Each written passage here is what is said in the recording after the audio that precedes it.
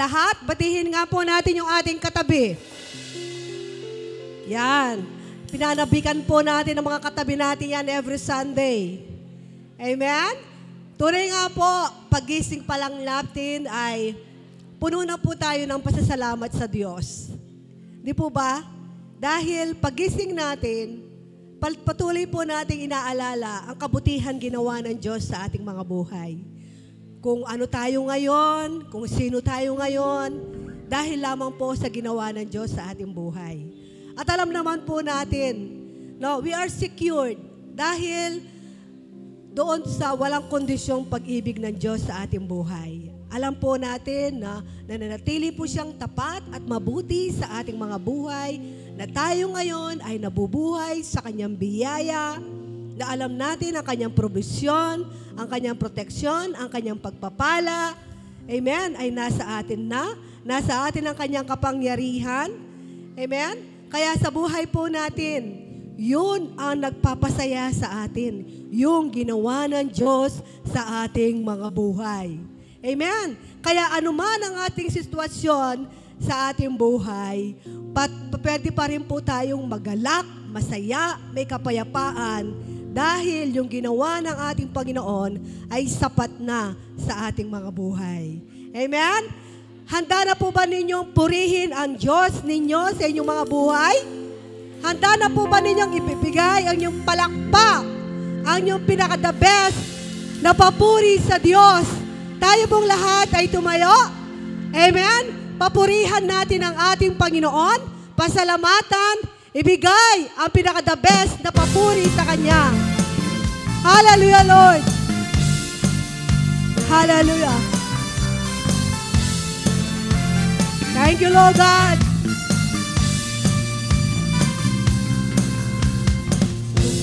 Aking gamasdan ang kalawakan, hindi ko maunawaan ang iyong dahilan kung bakit ako pinili mo't inalagaan. Hindi ko kayang isipin, hindi ko kayang sukatin ang pag-ibig mo, Jesus, na iyong binigay sa akin. Salamat po, Panginoon. Hallelujah. Yes, Lord God. Pasasalamat ang aming handog sa inyo, Diyos. Nang tulad mo. Salamat, salamat, O Jesus, sa pag-ibig mo. Ako'y magsasaya sa piling mo. Oh, hallelujah. Yes, Lord God. Wala kang katulad. Kung may pagsubok man o kabiguan, ako ay may lalapitan. Ikaw, Jesus, ang sandigan, hindi mo ko pababayaan.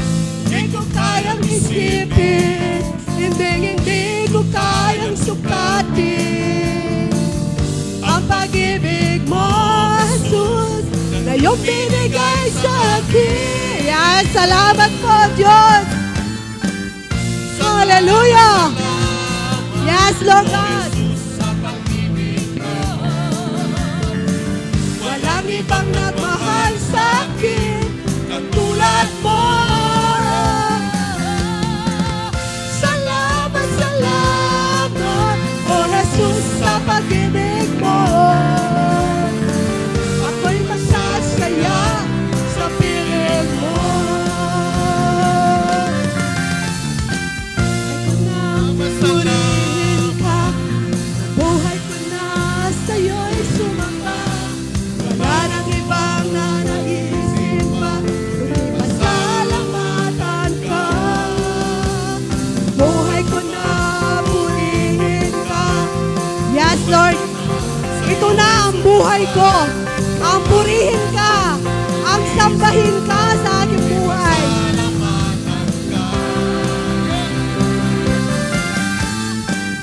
Salamat, salamat, O Jesus, sa pag-ibig mo.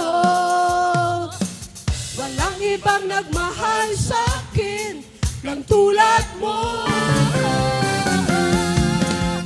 Salamat, salamat, O Jesus, sa pag-ibig mo. Ako'y magsasaya sa piling mo. Salamat, salamat, O Jesus, sa pag-ibig mo. Walang ibang nagmahal sa akin ng tulad mo.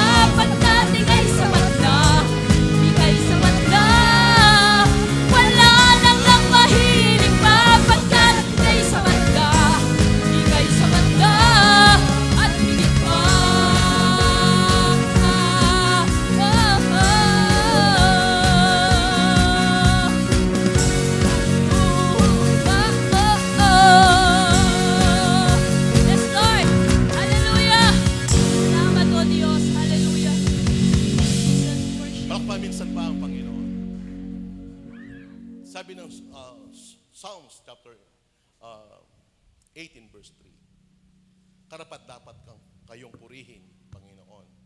Dahil kapag tumatawag ako sa iyo, niniligtas ninyo ako sa mga kalaban ko.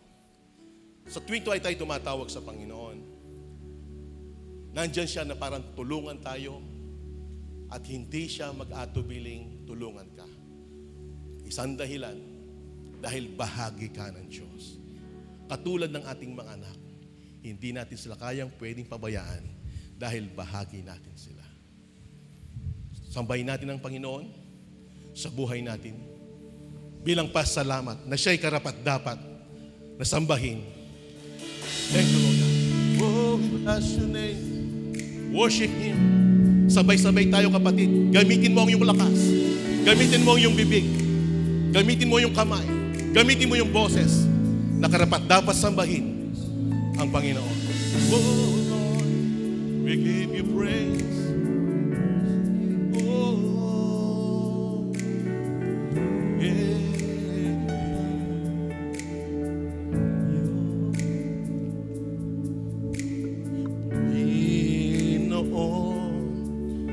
Salamat po sa katapatan mo sa aking buhay. Amen. Kahit ako'y nagkukulang, patuloy ang iyong pagmamahal. Kay buti mo. Minsan pa.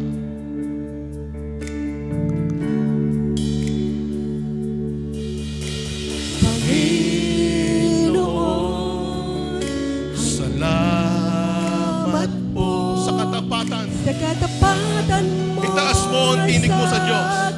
Itaas mo ang kamay mo bilang pasalamat, bilang pagsamba. Kahit ako'y nagkukulang, patuloy ang iyong pagmamahal. Kay buti mo. Sabay-sabay, sambahin natin ang Panginoon, kapatid. Hallelujah.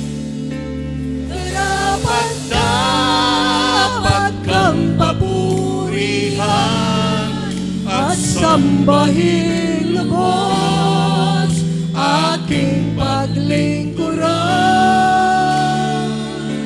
Ikaw ang Diyos ng aking buhay, na di nagbabago kahit kailanman. Thank you, Lord.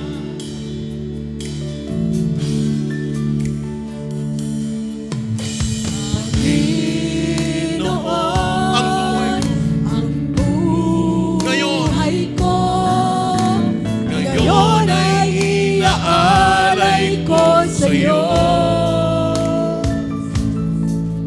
Hindi sapat na pambayad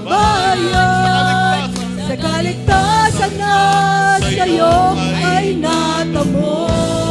Amen. O aking Diyos. Sabay-sabay, sambahin ang Diyos na buhay, na siya'y karapat-dapat. Come on! Karapat-dapat kang papurihan at sambahin lubos aking paglingkuran. Ikaw ang Diyos ng aking buhay, Na di nagbabago kahit kailanman. Thank you, Lord.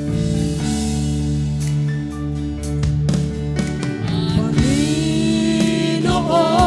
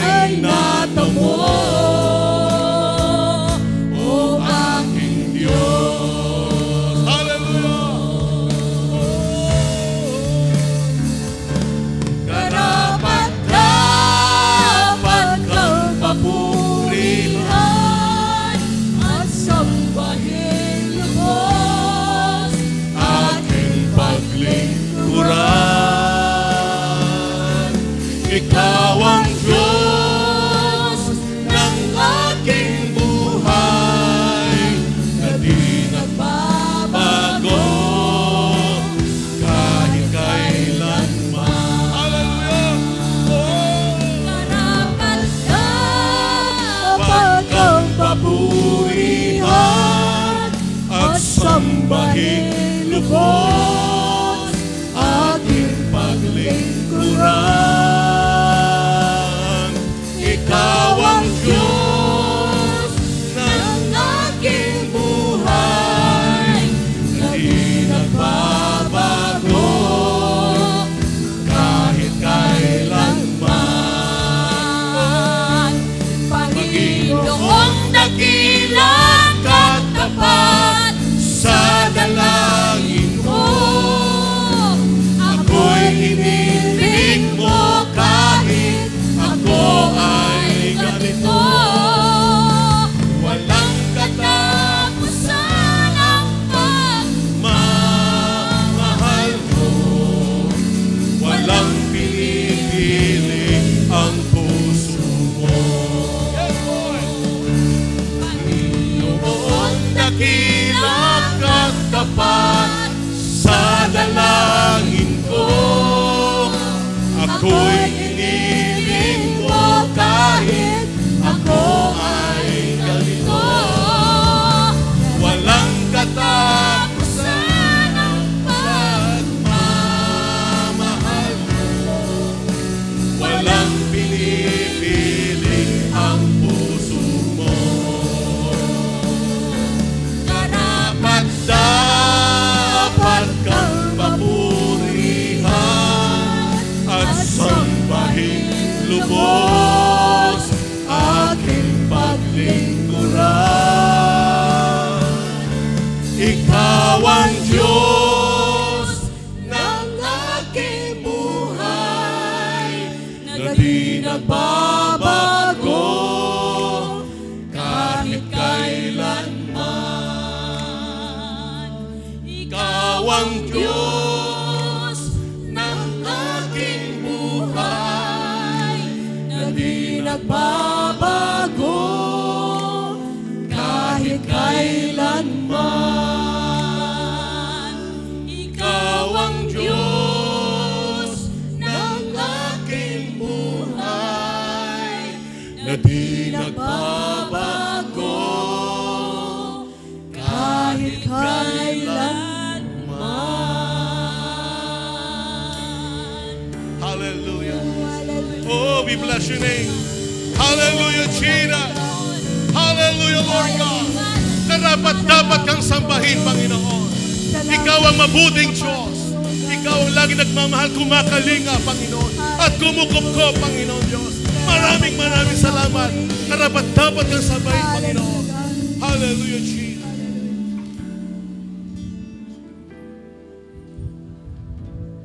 Ikaw ang Diyos na hindi nagbabago. Ikaw noon, ngayon, at magpakailanman. Ang pag-ibig mo, O Diyos, ay hindi nagmamaliw. Ang pag-ibig mo, Panginoon, kailanman ay hindi po kami binigo. Maraming salamat, O Diyos. Tunay na iisa lamang ang karapat-dapat na mapurihan at maparangalan ngayong umagang ito. At yan ay ang ating Panginoong Jesus. Kapatid, purihin mo siya ngayong umagang ito ng iyong buong lakas, ng iyong buong kaluluwa, ng iyong buong espiritu. Hallelujah! Itaas mo ang pangalan ng Panginoong Jesus ngayong umagang ito. Purihin ka, O Diyos. Sambahin ka, Panginoon. Dakila ka. Karapat-dapat ka, Panginoon. Luwalhatiin ka, O Diyos. Purihin ka, O Diyos. Sambahin ka. Hallelujah! Hallelujah! Hallelujah! We praise you, God. We glorify you, Jesus. Hallelujah! Panginoon, ang katapatan mo, Panginoon, noon hanggang ngayon, Panginoon, ay hindi nagbabago. Kami man, Panginoon, ay magbago, ngunit ang iyong pag-ibig, Panginoon, ang iyong pag-ibig, Panginoon, ay dakila sa buhay po ng bawat isa. Kaya, Panginoon, kami ay may lakas, kami ay may kagalakan, kami ay may kapayapaan. Bunga ng sa amin, O Diyos. Purihin ka, Panginoon, at sambahin sa umagang ito. Ito po ang aming dala sa tanging matamis na pangalan ni Jesus. Amen. Amen. Dapat kang papurihan at sambahin sambahin lubos aking paglingkuran. Ikaw ang Diyos ng aking buhay, na di nagbabago kahit kailanman. Karapat-dapat kang papurihan at sambahin lubos aking paglingkuran. Ikaw ang Diyos ng aking buhay, na di nagbabago kahit kailanman. Ikaw ang Diyos ng aking buhay, na di nagbabago kahit kailanman.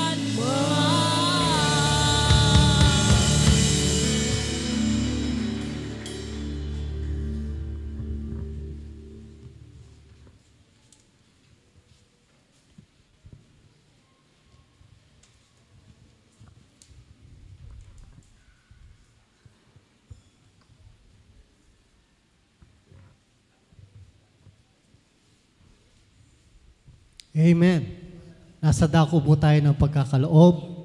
Tunay nga na kinikilala natin na tayo kay Jesus ay matagumpay na tayo pinagpala na. Amen. At bunga nun, bunga ng paniniwala po natin, tayo taos-pusong nakapagbibigay sa gawain ng Panginoon. Amen. Kasi kung hindi ka naniniwala na pinagpala ka na, parang iniisip mo, kailangan ko pang magsumika para makamtan ito. At kapag nakamtan mo, parang sa'yo galing, mula sa iyo. Pero ngayon, ang kinikilala po natin, pagpapala ay tunay na nanggagaling sa Panginoon. Amen? At kapag kinikilala natin, lahat ng pagpapalang yan ay mula sa Kanya, madali na lang po tayong magbigay sa gawain ng Panginoon. Amen? Tayo po'y manalangin, Panginoon. Maraming salamat po sa inyong katapatan. Salamat, O Diyos, sa inyong kabutihan sa buhay ng bawat isa sa amin. Salamat, O Diyos, sa aming mga hanap buhay, sa aming mga negosyo, Panginoon. Sa lahat, O Diyos, ng mga pagpapalang ipinagkaloob niyo po sa amin. Tunay nga, Panginoon, hindi po namin kayo mahihigitan, Panginoon. Kayo, O Diyos, ang unang nagbigay. Ikayo, Panginoon Diyos, ang unang nagpala sa amin, Panginoon. Kaya sa aming pagbibigay na ito, O Diyos, ito'y pagkilala, Panginoon, ng iyong kabutihan sa buhay po namin. Ito'y pagkilala, Panginoon, sa inyong pag-ibig sa buhay po namin, Panginoon. Ito'y pagkilala, O Diyos, na tunay nga, pinagpala na po ninyo kami at pinagtagumpay sa lahat ng bagay. Purihin ka, O Diyos, at pasalamatan ngayong oras na ito. Ito po ng aming dalangin sa pangalan po ng aming Panginoong Yesus. Amen and amen.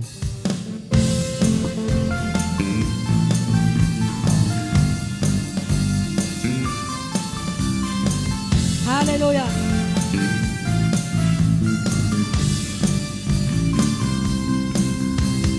Kung aking mamasdan ang kalawakan, hindi ko maunawaan ang iyong dahilan kung bakit ako'y pinili mo't inalagaan.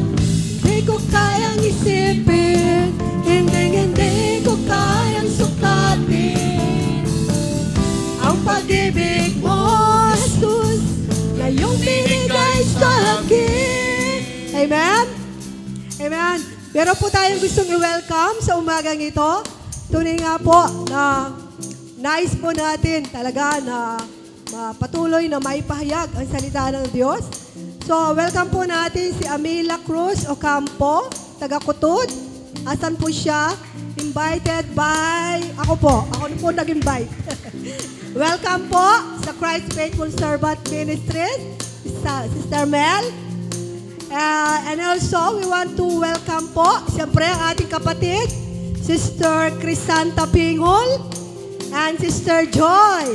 Ayan, tayo po tayo. Madalang lang po tayong makita ng ating mga kapatid. So, tayo pong lahat ay tumayo, magkabayan.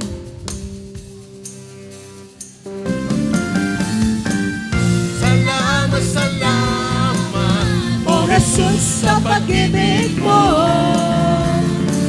Walang ibang nagmahal sa akin katulad mo.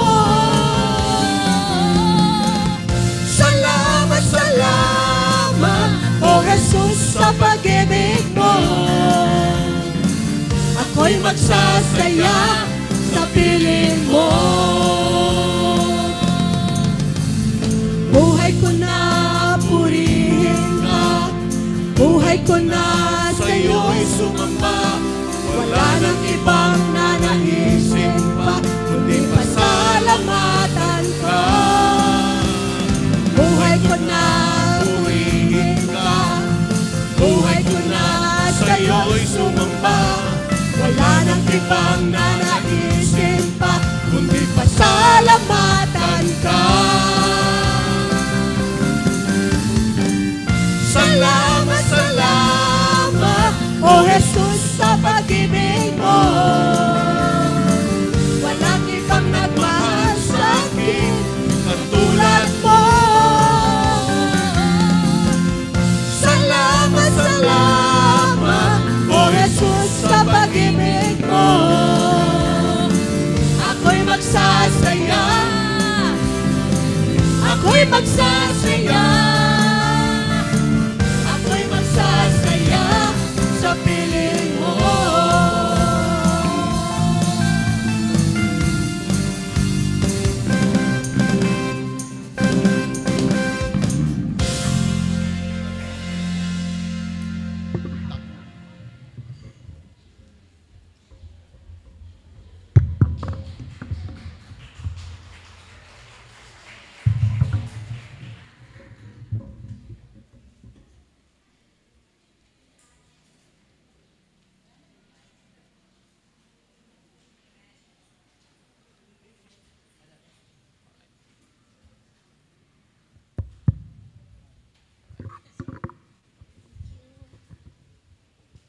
Magandang umaga po sa bawat isa. Amen. Especially po, no, doon sa mga nakatunghay.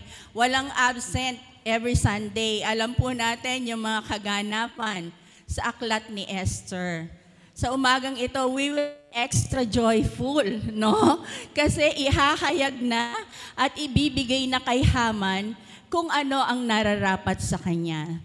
No, ang katagumpayan ay nasa kamay na ni Esther at ng Hudyo.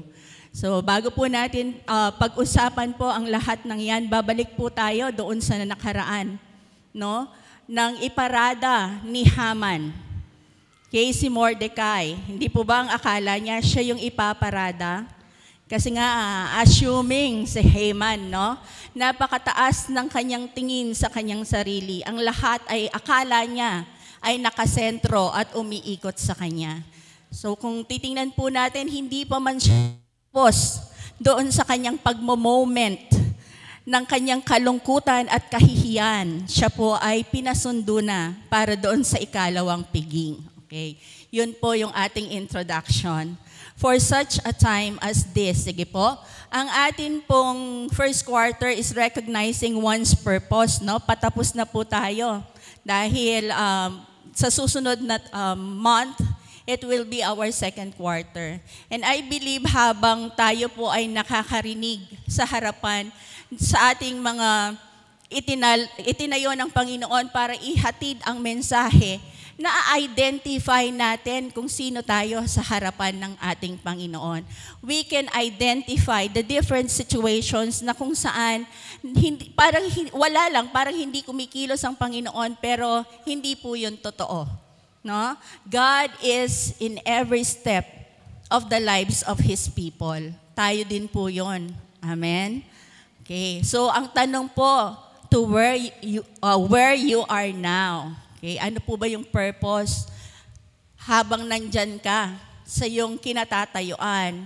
Ikaw ang padre de pamilya, ikaw ang ilaw ng tahanan, ikaw ang panganay sa anak, ikaw ang nagtratrabaho para sa pamilya. Anong posisyon mo in this physical world?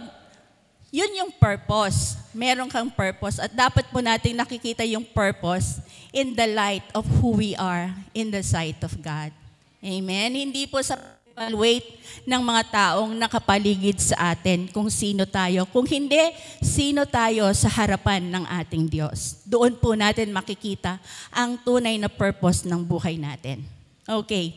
So para po sa morning na ito, evil intentions will surely be exposed. Ayan, Esther exposes Haman. Okay? Sa scene na ito, wala po ang presence ni Mordecai. Pag-uusapan natin si Esther, ang hari, at si Haman. Si Haman, no? Sa Tagalog po. Sige po. In Esther 7, 1-10, si Haring Xerxes or Ahasuerus at si Haman ay dumalo sa ikalawang handaan ni Reyna Esther. Habang sila'y nag-iinuman, itinanong ng hari, Reyna Esther, ano nga ba ang hihilingin mo? Sabihin mo at ibibigay ko sa iyo kahit ang kalahati ng aking kaharian. Sige po, basahin muna natin lahat, no? Sumagot si Reyna Esther, kung inyo pong mamamarapatin, mahal na hari, nais ko po sanang hilingin na ako at ang aking mga kababayan ay inyong iligtas. Sapagkat kami po ay ipinagbili para patayin at lipulin. Kung kami po ay ipinagbili upang maging mga alipin, magsasawalang kibo na lamang po ako at hindi na kayo gagambalain pa. Subalit kami po ay nililipol na. Itinanong ng hari, sinong may pakana ng mga bagay na ito? Sumagot si Esther, ang aming kaaway at taga-usig, ang masamang si Haman. At si Haman ay nangatog sa takot sa harap ng hari at ng reyna. Galit na tumindig ang hari at nagpunta sa hardin ng palasyo. Naiwan naman si Haman at nagmakaawa kay Reyna Esther sapagkat natitiyak niyang siya'y paparusahan ng hari. Nang magbalik ang hari, nakita niyang nakadapa si Haman sa harap ng reyna na nooy nakahiga. Dahil dito'y pagalit na sinabi ng hari, pagbabalakan pa niya ng masama ang reyna at sa loob pa naman ng aking pamamahay. Hindi pa halos natatapos ang salita ng hari, tinakpan ng mga lingkod ng hari ang mukha ni Haman. Pagkatapos sinabi ni Harbona, isa sa mga eunuko ng hari, nagpagawa na po si Haman ng isang bitayan para kay Mordecai na nagligtas sa buhay ninyo. Mahal na hari, ang taas po ng bitayan ay 22 kalahating metro at naroroon sa tabi ng kanyang bahay. Doon siya bitayin, utos ng hari. Binitay nga si Haman sa bitayang ginawa niya para kay Mordecai pagkatapos napawi na ang galit ng hari. O sige po, pag-usapan natin, no? Medyo po nakakalamang ako sa mga kasama ko kasi mahaba-haba, no? Ang Esther 7 verses 1-10. Balikan po natin yung 1. Ayan po. Tinanong na ng hari, this is the third time. Pangatlong pagtatanong na ni Haring Xerxes, no, kay Reyna Esther. Una, nung siya ay humarap sa kanya na hindi pinatatawag. Pangalawa, doon sa unang piging. At pangatlo, ito na sa ikalawang piging. Kung inyo pong, kasi po ini-imagine ko kung hindi nyo binasa or kung hindi ninyo pinanood, i-imagine ninyo. Meron ng curiosity kay Haring Xerxes. Unang-una, bakit i-defy ni Queen Esther ang utos na ang kamatayan yung magiging dahilan kapag ikaw ay humarap sa hari na hindi ipinapatawag? No? Parang sinasabi niya, ang tapang ng aking asawang reyna. Hindi ko pinapatawag pero humarap pa rin siya sa akin. Pangalawa, yun po yung nagtanong pa rin siya. Hindi sumagot si Esther. At nakita natin doon that Esther is full of wisdom din. Merong dahilan bakit hindi pa siya sumagot. But in the third question, ni King Xerxes, eto na po, sumagot na si Esther. Dahil nakita na niya, no, kung paano. Di po ba sa atin, when we invite a person sa ating bahay, bakit natin siya ini-invite? To know him better. Doon po sa piging ni Reyna Esther, mas nakikilala niya kung sino ang hari at mas nakikilala niya kung sino si Haman. And sa pagkilala niya, no, ito po ay magiging dahilan din kung paano niya pipiliin yung kanyang mga choices. Okay? Ayan po. Sumagot si Reyna Esther sa pangatlong pagtatanong ng hari. Kung inyo pong mamarapatin, mahal na hari, nais ko po sanang hilingin na ako at ang aking mga kababayan ay inyong iligtas. The Great Revelation. Sige, balik po muna tayo sa 3. Nais ko po sanang hilingin na ako at ang aking mga kababayan ay inyong iligtas. Hindi po ba hindi ipinaalam ni Reyna Esther na siya ay isang Hudyo? Dahil yon ang instruction ni Haman sa kanya, o ni Mordecai. Hindi niya ipakilala na siya ay isang Hudyo. Pero sa pag-appeal, no, sa pagsagot ni Reyna Esther sa kanyang asawang si Haring Xerxes, ang sabi niya, nais ko po sanang hilingin na ako at ang aking mga kababayan ay inyong iligtas. No? Itinaas pa rin niya yung hari, no? Yung power ng hari that he is able na iligtas sila. Sa pag-reveal po ni Esther bilang isa siyang Hudyo, yon ay isang panganib din. No? It can be na mag-post din yon ng isang panganib na i-reveal niya na siya ay isang Hudyo. Okay? At sa pagsasabi po niya ng kanyang identity as a Jew, parang pinick up niya, no? Pinick up niya kung sino siya sa harapan ng Diyos. That she is a child of God. A part of the chosen people of God. May covenant ang Diyos sa kanila. At kung titingnan natin si Esther, maaring through her imagination, kinilala talaga niya kung sino siya bilang isang Hudyo. At parang sinasabi niya, Hudyo ako, anak ako, may covenant sa akin ng Panginoon, hindi maaring mangyari na lipulin ang aking lipi. Amen? Ano pa po ba? Nakita ni Esther na ang kanyang sariling kapakanan ay hindi higit sa kapakanan ng kanyang bayan. Yung kanyang personal comfort is not more than, no? Kung ano ang dapat para sa mga Hudyo. Sacrifice. Yeah. Nakita niya na bilang isang reyna, meron siyang magagawa para sa kanyang bayan, para sa kanyang lipi. And this is makikita po natin in Esther 7:3. Marami pong revelation, no, na mahahayag dito sa Esther 7. Una na po yung pagsasabi ni Esther. Hindi niya sinabing ako ay Hudyo, pero ang sinabi niya, nais ko po sanang hilingin na ako at ang aking mga kababayan. Okay?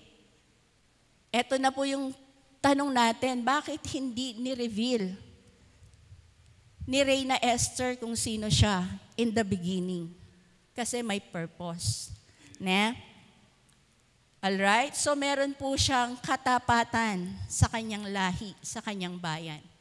She considered herself not above the rest of the Jews, pero kinonsider niya ang kanyang sarili bilang parte, no, ng lipi ng mga Hudyo. Kaya nga po nung nag-appeal siya sa hari, hindi niya hiningi yung kanyang sariling kaligtasan. On behalf of her, hiningi niya, no, ang kaligtasan ng kanyang buong bayan. Sa verse 4 po, sapagkat kami po ay ipinagbili para patayin at lipulin, kung kami po ay ipinagbili upang maging alipin, magsasawalang kibo na lamang po ako at hindi na kayo gagambalain pa. Subalit kami po ay nililipol na. Kung sa inyo po sabihin ito ng inyong asawa, how would you feel? No? Nag-appeal si Esther with emotion. No? Ipinaramdam niya sa hari yung kanyang damdamin na ang kanyang bayan ay in oppression. Okay? Na ang kanyang bayan ay nangangailangan ng kaligtasan.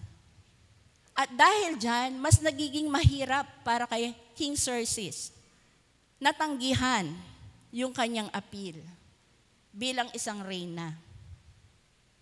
Siguro pumasok sa isip niya, aba, mawawalan ako ng asawa, mawawalan ako ng reyna. At hindi lang yon, napakarami ng mga Hudyo na malilipol. At ang mga Hudyong yan ay merong parte sa kanyang kaharian, merong mga positions. Okay? Kaya ba ni Haring Ahasuerus or Xerxes na matanggal at mawalan, no, ng mga manggagawa ang kanyang kaharian? Ang dami po niyang dapat na i-consider. Okay? Subalit kami po ay nililipol na. Tingnan niyo po, no, kung paano nagsalita si Esther. Mahal na hari, kung kami po ay ipinagbili lamang, magsasawalang kibo na lang ako. No? Para hindi ka gambalain. Yung prestige pa rin ng hari, itinaas pa rin niya, hindi ka nagagambalain. Pero kami po ay nililipol na. Mawawala na po kami sa mapa. Aalisin na po kami. Okay? So sa verse 5 po, itananong ng hari, sinong may pakana ng mga bagay na ito? Ang sabi po ng English, who is he and where is he who would presume such an act like this? No? Para pong gustong sabihin ni Esther, hindi po ba kayo ang nag-authorize ng paglibol sa amin? Pero hindi naman po niya nasabi yon, no? Pero I believe perhaps in the heart of the king, alam niya na meron siyang kinalaman doon sa edict. Kasi po ang sabi ng Esther 3:10, he took off his signet, no, and gave it to Haman. At ang sinabi niya, keep the money and do to the people what you please. Yun ang sabi niya. No? Hayaan mo na yung pera, gawin mo kung anong gusto mo. Ganun katindi yung sabi niya kay Haman. So I believe in this part, bumabalik na, no? Bumabalik na sa kaisipan ng hari kung ano yung nangyayari.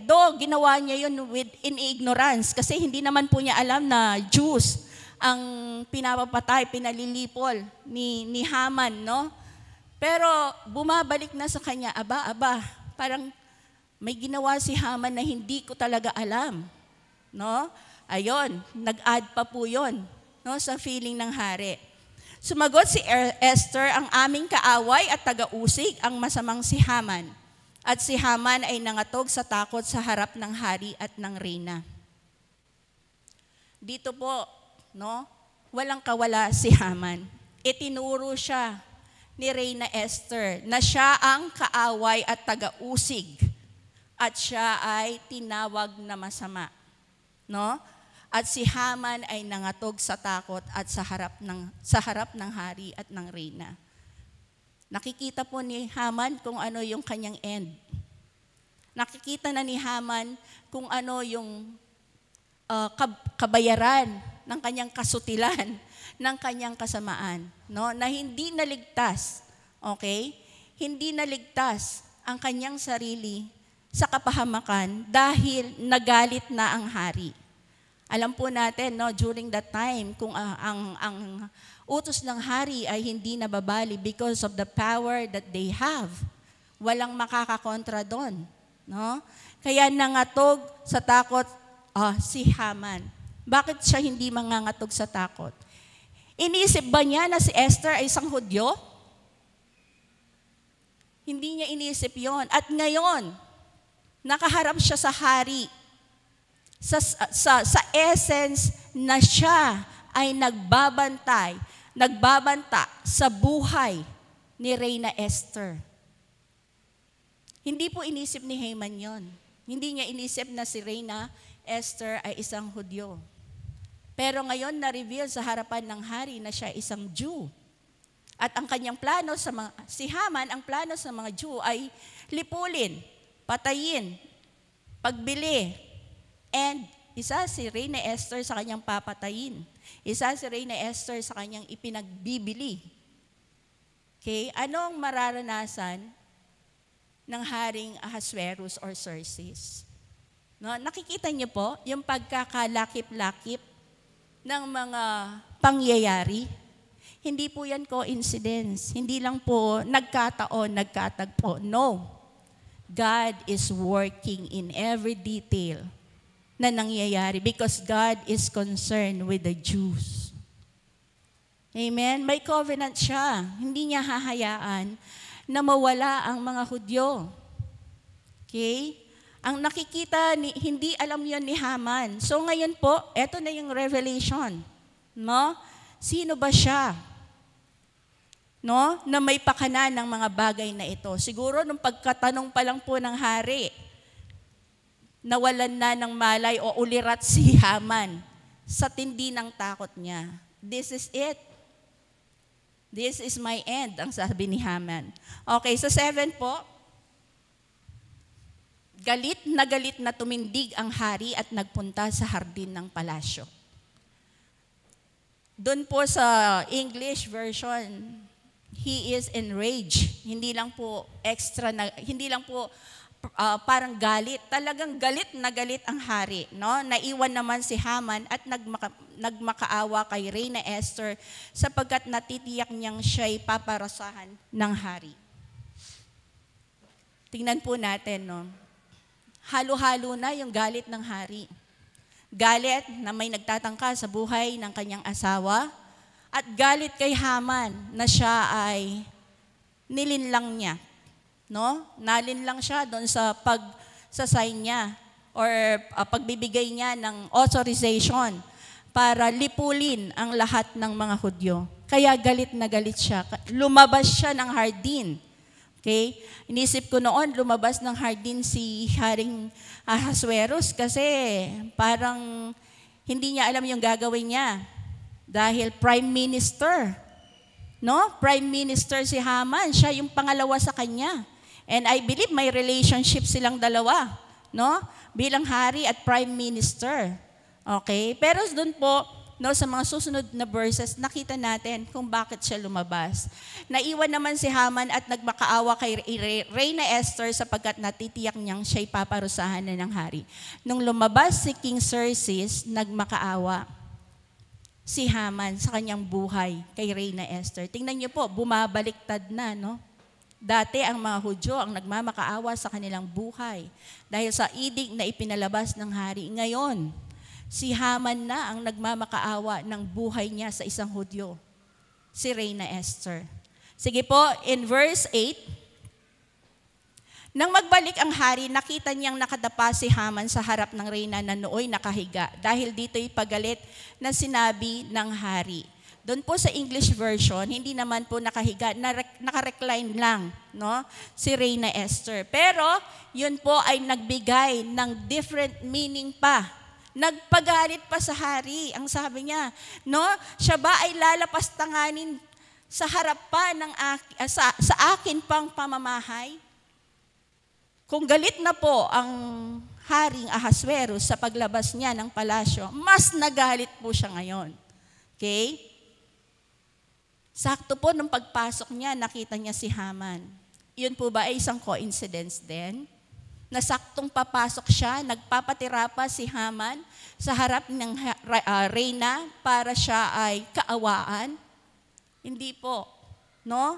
Merong relasyon yung nakita pa ng Haring Ahasuerus para magtindi pa yung galit niya at hindi na siya mag-double mind kung ano yung kaparusahang ibibigay niya kay Haman. Okay? Eto po, pagbabalakan pa niya ng masama ang reyna at sa loob pa naman ng aking pamamahay. Hindi pa halos natatapos ang salita ng hari, tinakpan na ang mga lingkod ng hari ang mukha ni Haman. Yun po, no, nung lumabas si Haring Ahasuerus, tumawag na siya. No? Tinawag na niya yung dadakip kay Haman. At doon po sa sinabing tinakpan na ng mga lingkod ng hari, that is a preparation for his execution. Siya ay papatayin na. Okay?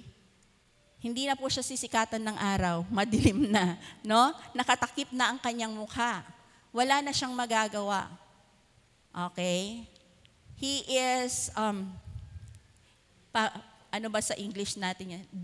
Doomsday na sa kanya, no? Dahil wala na po siyang magagawa. Okay, in verse 9, pagkatapos sinabi ni Harbona, isa sa mga eunuko ng hari, meron pong isa pang sulsol. Okay? Nagpagawa na po si Haman ng isang bitayan para kay Mordecai na nagligtas sa buhay ninyo. No? Mas pinagalit pa niya yung hari. Actually po, mahal na hari, meron na pong nakahandang bitayan si Haman. Para kay Mordecai, si Mordecai po na nagligtas sa inyo, no? Ipapapatayin niya. Okay? Mahal na hari. Alam pa po niya, no? Kung ano yung ano, magaling niya po, ne? Mahal na hari, ang taas po ng bitayan ay 22 kalahating metro at naroon sa tabi ng kanyang bahay. Tingnan niyo po kung gaano ka-evil kasama si Haman. Nasaan po yung bitayan? Nasa tabi ng kanyang bahay. Talaga pong he takes it personally na makita niyang mamatay si Mordecai. Kasi yung kanyang bitayan, nandun pa po sa tabi ng kanyang bahay. Ganon po siya ka-evil. Ganon kasama si Haman.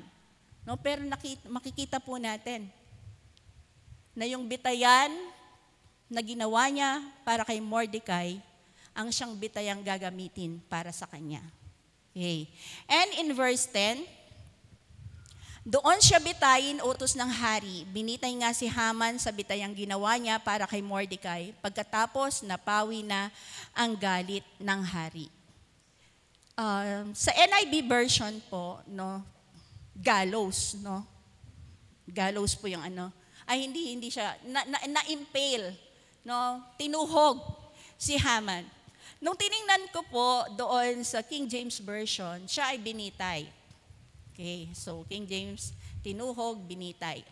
Tiningnan ko po kasi, nag-research ako ng konting-konti. Ano ba yung means ng pagkamatay during the Persian era? No? Pareho po. Pero mas masakit yung, kung titingnan po natin yung sa Esther 2, yung pagkamatay ni Bitan and Teres, no, sila ay tinuhog. Okay? Yung pong pagtuhog ay ginagawa during the Persian era kapag ang kaso mo ay against the state. Yun ang parusa. So yung pagkakamali ni Haman ng pagtatangka sa buhay ng Reyna Esther ay isang matter of the state. No? Kasi papatayin niya yung asawa ng hari. Doon naman po sa pagbitay, hanged, no? Si Bitan at si Teres, they are hanged on trees, ang sabi niya. Hindi lang po siya paghang. Alam niyo po ba kung paano? Binasa ko po yung ano, there are 10 ways na talaga naman. Ang Persian ay napaka-barbaric yung kanyang way of pagpaparusa. Doon po sa pagbitay, ang ginagawa nila, hahanap sila ng 2 puno. Tapos pagdidikitin nila, no, yung kaya nilang idikit, no, lagyan nila ng tali. In between doon, itatali nila yung nagkasala, isang paa doon sa isang puno, isang paa doon sa isang puno. And then they will cut. Ano mangyayari po? Mahahati. No, mahahati. Ganon sila. No, meron pa, kung nagkasala ang isang servant sa kanyang master, ang gagawin, pupukpukin siya ng bato hanggang sa mamatay. Ano pa? No, babalatan siya ng buhay at ang balat ay ginagawang upuan. At halimbawa po nagkasala yung matataas na opisyal, no, at hindi sila pwedeng parusahan, yung kanilang kamag-anak ang ipapapatay. Isa pa, pag nagkasala po, anong gagawin? Papatayin yung kanyang anak at ipapakain doon sa nagkasala. But, ano po, parang ano lang yon, added information lang. Okay? Ang ipinapakita po ng Biblia na parusahan si Haman.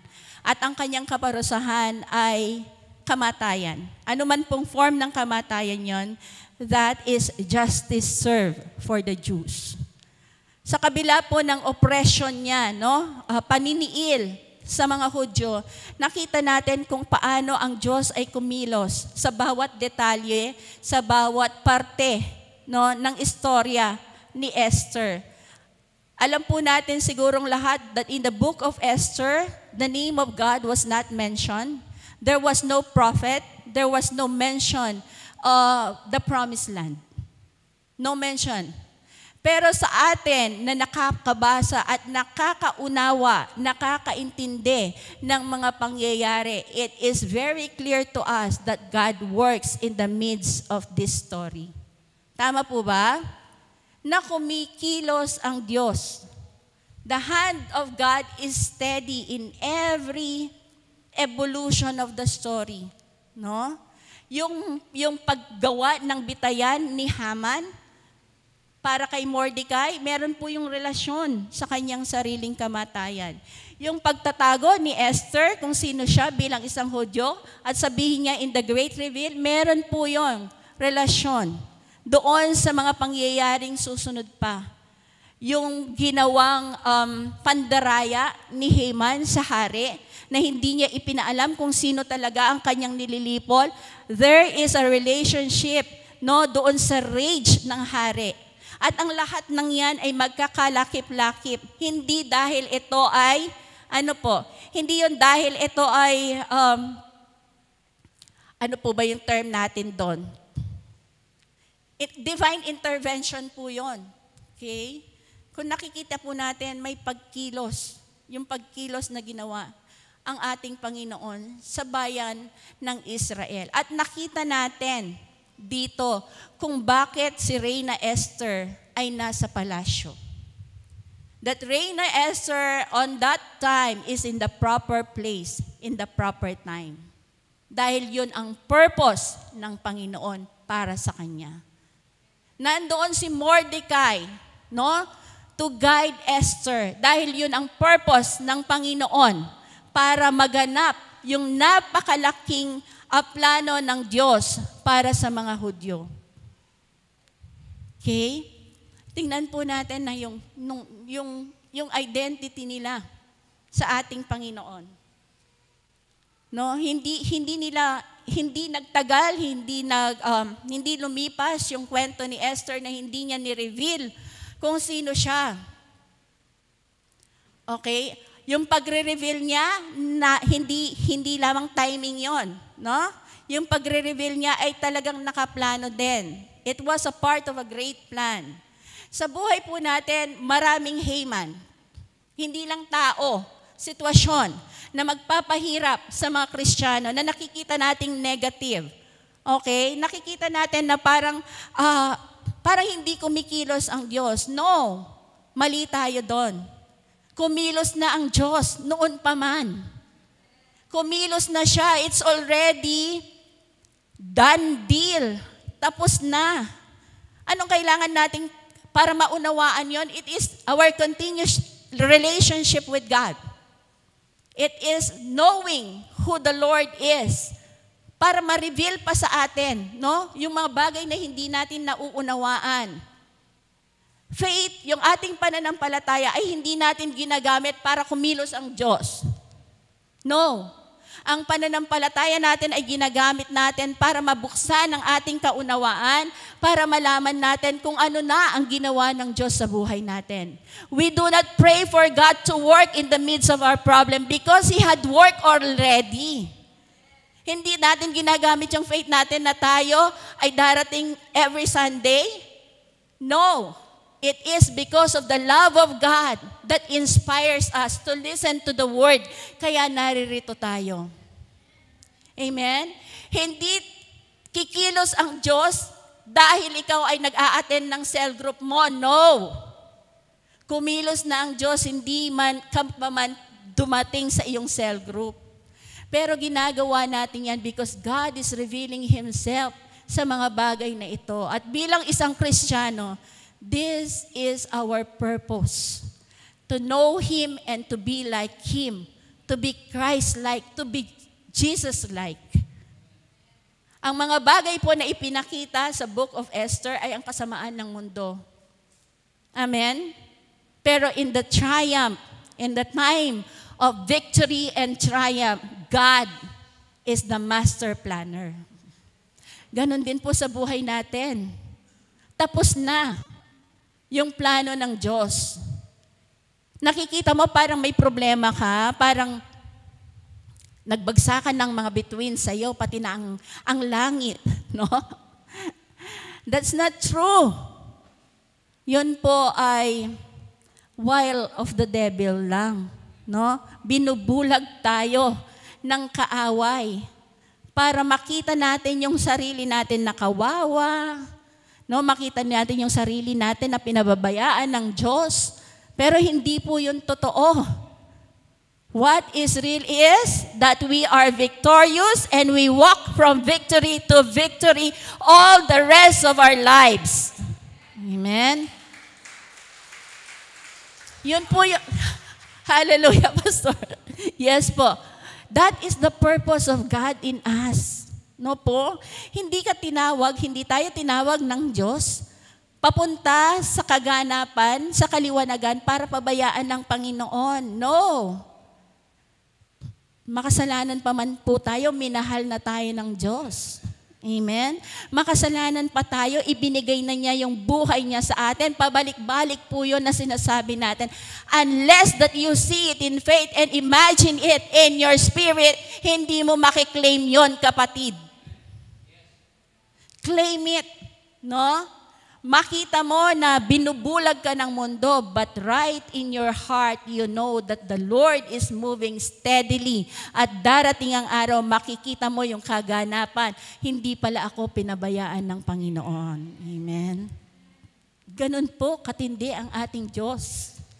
Ganun siya katinding magmahal sa atin. Walang point sa buhay natin na nagpabaya ang ating Panginoon. No?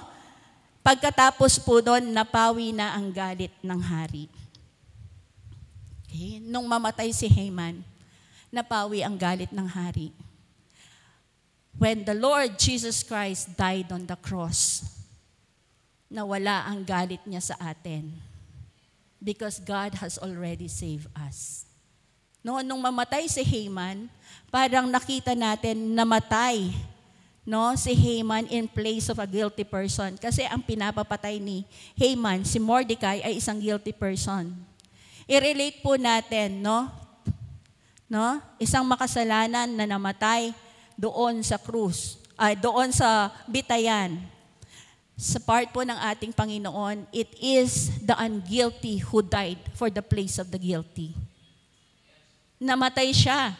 He is unguilty, hindi kamukha ni Haman. Karapat-dapat na mamatay dahil sa kanyang plano, no, sa mga Hudyo. Pero sa atin, namatay ang ating Panginoon na walang kasalanan. That is how the love of God, no, is shown to every one of us. At yun ang dapat nating nararanasan, kapatid. Amen. Okay, sige po. Amen. Ay, yata. Okay. Sige po. And this is the last verse. Dalawa lang po yun. Alam nating sa lahat ng bagay ay gumagawa ang Diyos para sa mabuti kasama ang mga nagmamahal sa Kanya. Silang mga tinawag ayon sa Kanyang layunin. No? This is a verse na napaka sarap namnamin. No po? That we know that all things work together for good to those who are called and those who live their purpose. Alam natin, we know, yung alam natin, all things, lahat ng bagay. Ano yung bagay na yon? Masama, mabuti, mapakla, mapait, lahat yon. Para pong cake lang. Yung cake, di ba, meron siyang cocoa powder, cocoa po, king Kapampangan. Iba yung taste nun. Meron ding baking powder, iba po yung baking soda, Alright, iba rin yung taste nun. May salt, merong sugar, di ba? Iba-iba po ang lasa nun. Pero pag pinagsama-sama, isang buong cake na masarap. Ang buhay po natin, hindi puro tawa, hindi puro saya, hindi rin naman puro kapighatian. It's a mixture of everything. But what is good is, nariyan ang Panginoon that will never leave us nor forsake us. Siya nagagabay sa atin sa lahat ng ating desisyon. Yun po yung masarap sa atin. No? That we already know that we are in the hand of God and everything that falls into us is unto what? Will work for us. No? Siguro yung mga past experiences po natin, na nararamdaman natin na parang latang-lata tayo, ngayon tinatawanan nyo na lang yon, no? Part of your experience. Pero ang Diyos po, alam na niya from the start. At ang Diyos, binigyan niya tayo ng kakayahan na mapagtagumpayan ang mga bagay na yan because He had already overcome the world. No? Napakasarap po maging Kristiyano. Napakasarap po na unawain ang salita ng Diyos. It will inspire us to do things, to go the greater length because you know that the Lord, no, will provide for your purpose. Pag alam po natin yung purpose natin, walang takot. Alam ni Queen Esther yung purpose niya. Walang takot. Amen? So yun po yung nais na iparating sa atin ng Esther na walang kasamaang hindi pinagbabayaran. No? At ang mga anak ng Diyos, God has His plan. Not only for the Jews, but for the Gentiles. And we are part of that great plan of God. Know your part in that great plan of the Lord. At kapag alam mo kung ano yung part mo sa great plan of God, you will soar high. Hindi according to your education, not according to your position, but who you are in Christ. Amen? Yun po. So magandang umaga po sa bawat isa. Amen? Hallelujah. Sige po, let us pray. Panginoon, salamat po sa kapahayagan sa pamagitan ng Santong Espiritu, O Diyos. Sa buhay po namin na bilang mga Kristiyano, alam po namin, Panginoon, natapos na po ang laban and everything, Lord God, is going towards our victory. Salamat po, O Diyos, na sa pamagitan ng iyong anak na si Jesus, tatamasain po namin ang buhay na ganap at kasiyasiya. At lahat ng nangyayari sa buhay namin, Panginoon, is because you have a great plan on us. Maraming salamat po, O Diyos, lahat ng papuri, pagdakila at pagsamba ay tanging sa pangalan mo lamang. Amen.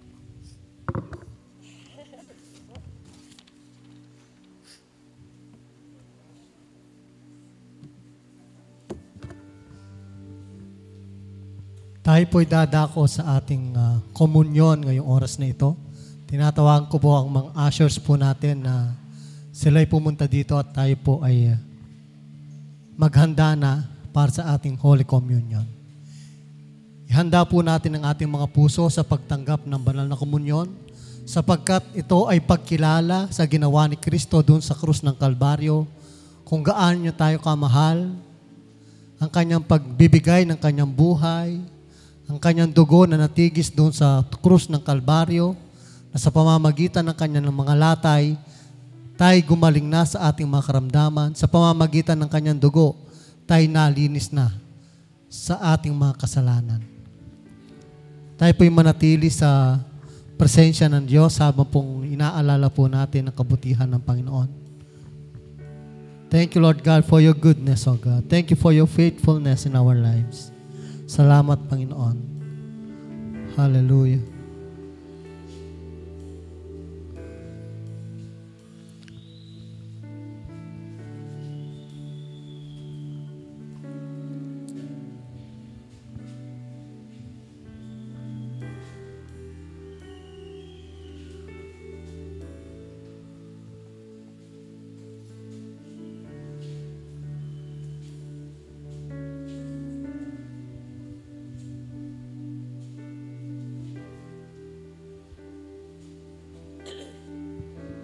Sige po, tayo po yumawit habang po tayo'y naghihintay.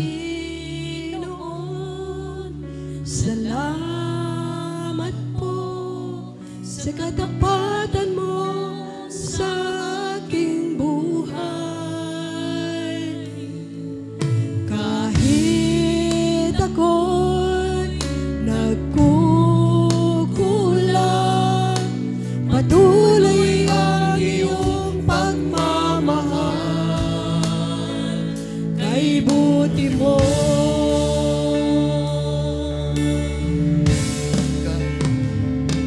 Karapat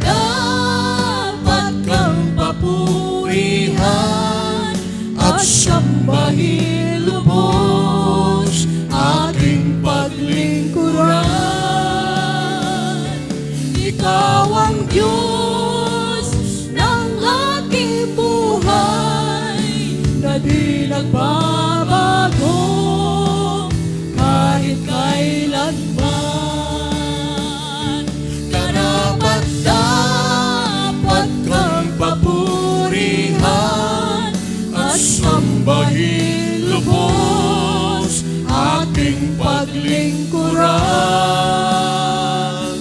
Ikaw ang Diyos ng aking buhay, na di nagbabago kahit kailanman.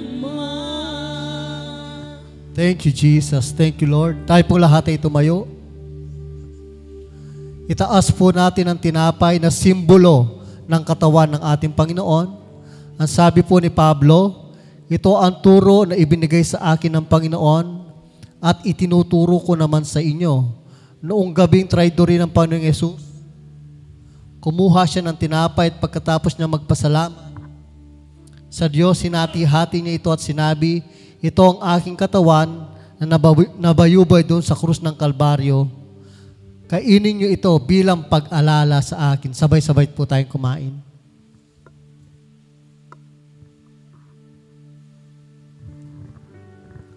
At din gabing yun, hinawakan ni Jesus ang saro at ibinigay sa kanya mga alagad. Ang sabi niya, ito ang aking dugo ng bagong tipan. Ibinibigay ko ito sa inyo at gawin niyo ito bilang alaala sa akin. At nagpapahayag, ipinahayag ni Jesus ang kanyang kamatayan at ang kanyang muling pagkabuhay at sa kanyang muling pagbabalik. Kapag ko sa Panginoon, alalahanan natin ang Diyos sa ginawa niya sa atin. Sabay-sabay natin inumin. Hallelujah, Jesus. We give you praise. Hallelujah. Dapat kang papurihan at sambahin lubos aking paglingkuran. Ikaw ang Diyos ng aking buhay, na di nagbabago kahit kailanman. Ikaw ang Diyos ng aking buhay, na di nagbabago kahit kailanman. Praise God! Hallelujah! Lord God! Sige, makapumunod tayo. Puli pa no? Salamat pa Lord na sa mensaya, doon sa inyong pamilya, sa inyong pamilya. Salamat sa mga bautis sa atin. Tunay na napakaganda ng salita ng Panginoon. Amen? Hindi lang po buko, di kabuuan ng Bible, ay napakaganda po. Tunay ito ang buhay ng ating buhay. No? Sabi nga po sa 2 Corinthians chapter 4, verse 6, sapagkat ang Diyos na nagsabing magkakaroon ng liwanag sa kadiliman. Ang siya ring nagbibigay liwanag sa aming mga isipan para maunawaan namin ang kapangyarihan ng Diyos na nahiyag kay Jesucristo. So, tunay na ang sinabi dito ni Pablo, inabagin ito ng ating Panginoon, ang Diyos, in the Genesis chapter 1, verse 3. Dahil madilim pa, dahil inumpisa niya ang mundo paglikha, madilim, magkaroon nawa ng liwanag sa kadiliman. At nagkaroon nga. So, ang liwanag sa mundo ito ay tunay po ang Panginoon. No, dahil sabi niya, na kung saan nahiyag kay Jesucristo. So, ang Panginoon, sabi nga, ng John chapter 9, verse 5, I am the light of this world. Abang ako'y nandito sa mundo, ako ang siya liwanag ng mundo to. At pinakita ng Panginoon Jesus ang liwanag ng Diyos sa kanyang buhay. Sa magitan ng buhat, sa magitan ng mga liwanag niya, ay ang kadiliman ay na-expose sa mundo ito. Na-expose si Satanas. Dahil siya ang pinanggagali ng kadiliman. Si Satanas ay naparito, sabi ng John 10:10, para magmatay, magnakaw, at magwasak. That is the purpose of the devil. Pero ang Panginoon, ay ang liwanag ay pagkapagitan niya sa mundo to sa magigitan ng ating Panginoon Hesus Kristo. Okay? So, paano yung naipaliwanag o nai-illuminate, liwanag ng Panginoon ang katawiran, ang kalikaluran ng Ama sa magitan ng paggawa ng mabuti. Siya po ay nabuhay na kung saan ay meron po siyang pagbibigay, generosity. Kaya yung 5,000, 4,000 ay kanyang pinakain. Sabi niya, ay okay sila pa uwi.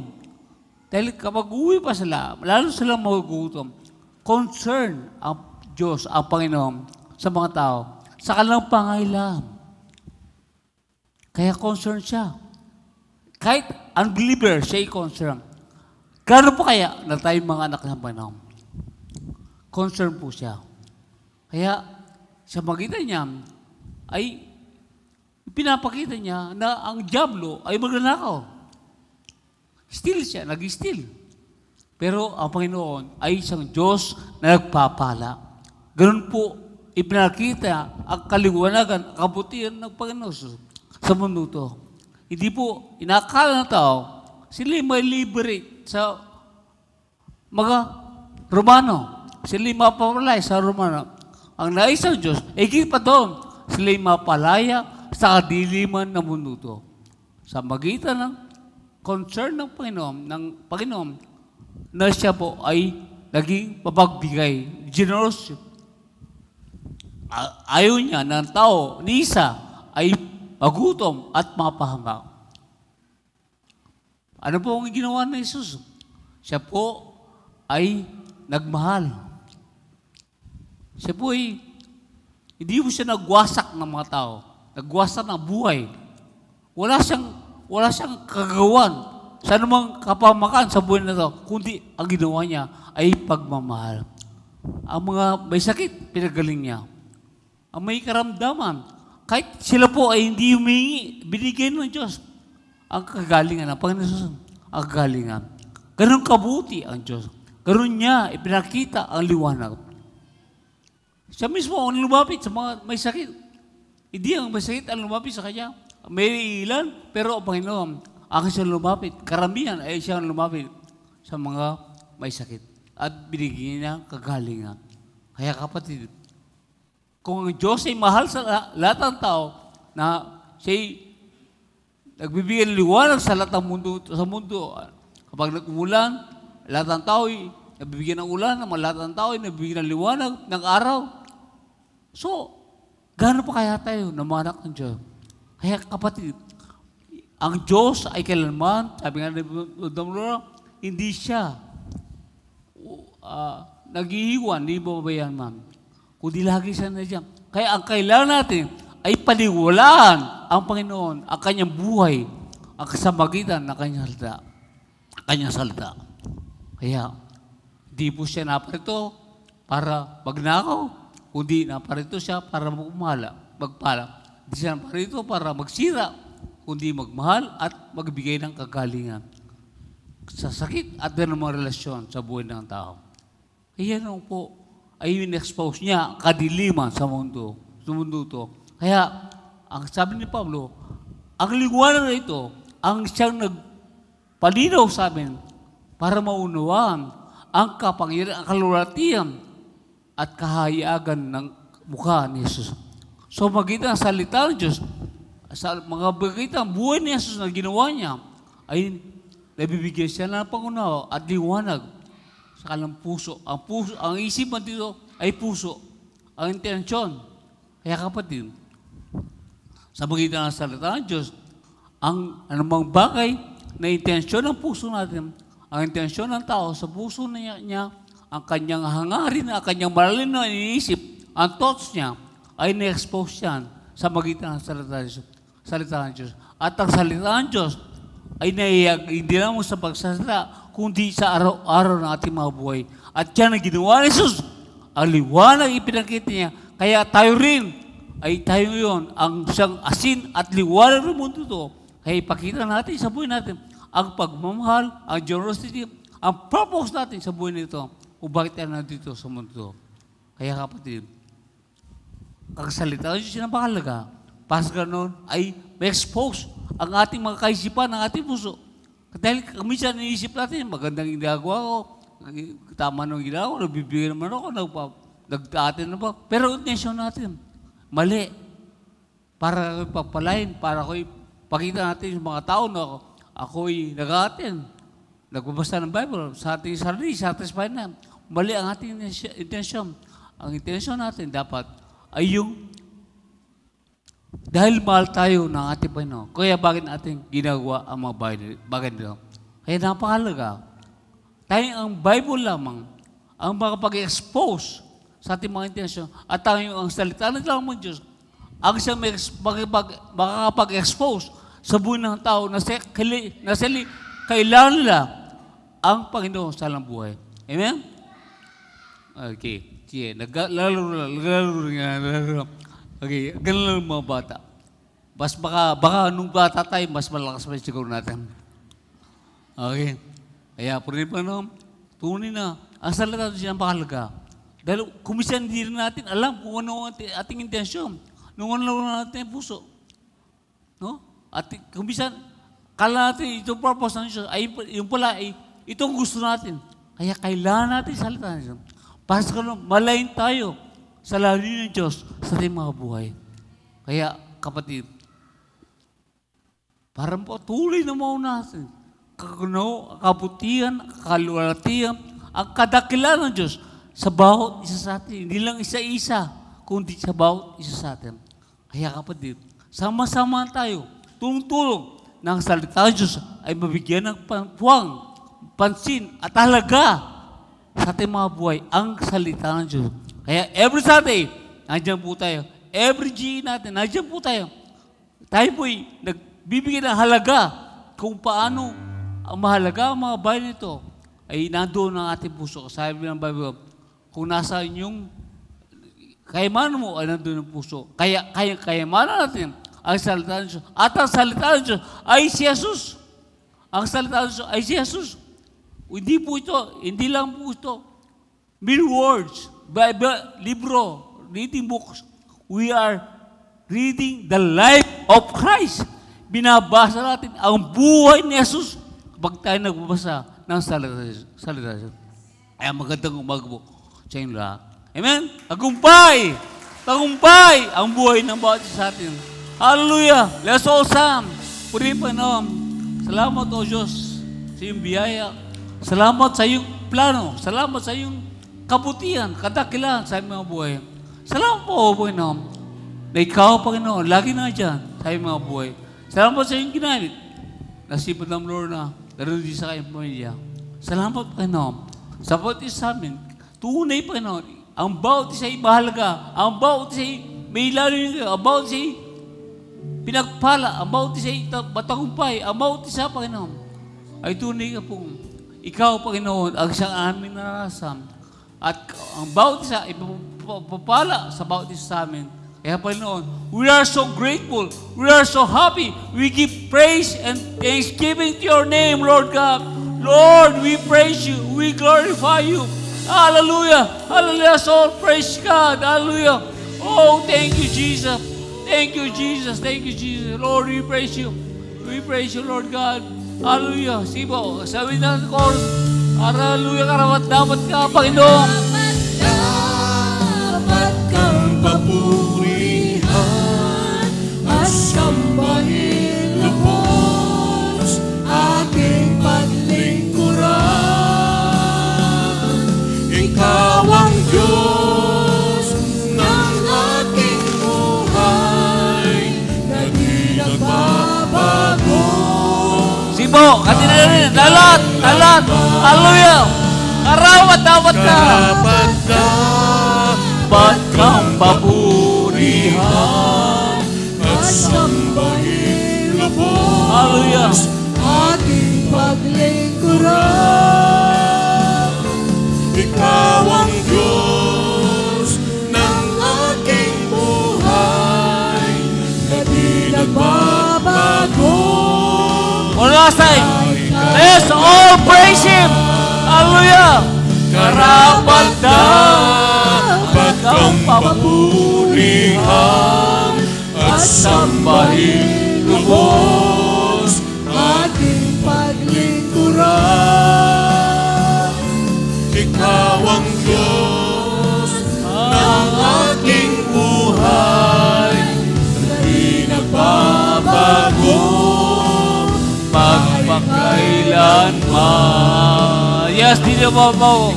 Di nagbabago kahit buhay, na di nagbabago kahit kailan lang. Hallelujah. Thank you, Jesus. Thank you, Lord. We praise you, Lord God. We glorify you, Lord God. Hallelujah. Yes, Lord. Salamat, Panginoon. Tunay ka po hindi nagbabago. Siya noon, ngayon, napapakailanman sa aming mga buhay. Lord, we praise you. We glorify you every day, Panginoon. We will worship you every day. We are grateful every day, Lord God. Full of life, Panginoon. Every day full of thanksgiving. Every day full of rejoicing, Panginoon. Lord, we praise you. We glorify you in the name of God. In the name of the Father, and the Son, and the Holy Spirit. And we all say, Amen. Amen. God bless you all.